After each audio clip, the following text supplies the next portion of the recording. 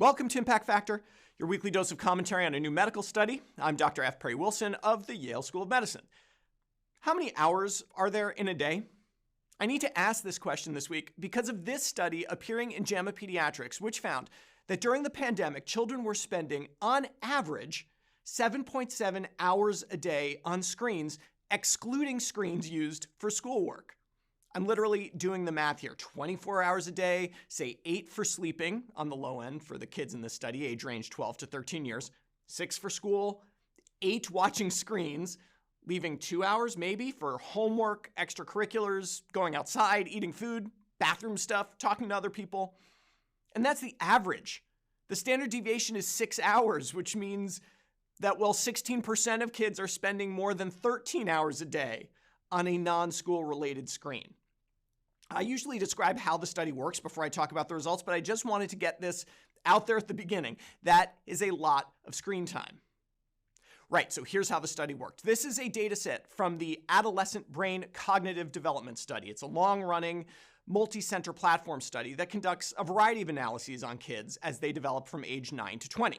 The current study examined responses to a standardized screen time survey in just over 5,400 12 and 13-year-olds. Now, digging into the methods, there is some room for overestimation here. Kids may be rounding up their screen time estimates to whole numbers of hours. For example, here's the choices offered for watching TV shows or movies. The authors also sum the screen time assigned to various activities, like time spent playing video games versus time spent streaming TV shows. Insofar as today's multitasking tweens can do both of these at once, summing may not be totally appropriate here.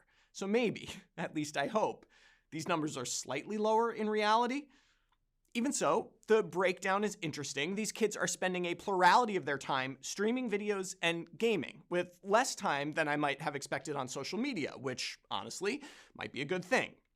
Demographically, girls use screens about an hour less than boys, and Black kids used more screens than other ethnic groups. Kids with more educated or wealthier parents also used screens a bit less.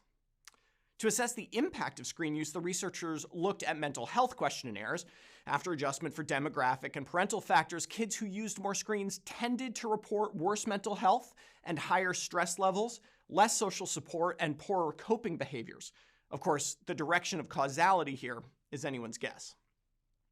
Now, this level of screen usage, by the way, is not normal. This same survey, administered pre-pandemic, found that kids' average screen time was around 3.8 hours a day. Kids have doubled screen time during the pandemic. Of course, we can guess why. As social activities and sports shut down and playdates became reframed as infection spreading opportunities, kids had more free time, and screens filled the void. My hope is that these trends will reverse as life starts to return to normal. Vaccination for children expected this week will hopefully make people more comfortable getting their kids out of the house and back into the real world. But we should not forget the cognitive harm that the pandemic has done to this group of children, from school closings to reduced socialization to, yes, hours and hours of TikTok videos. The effect of the COVID-19 pandemic on our youngest generation may not be fully appreciated for decades. For Medscape, I'm Perry Wilson.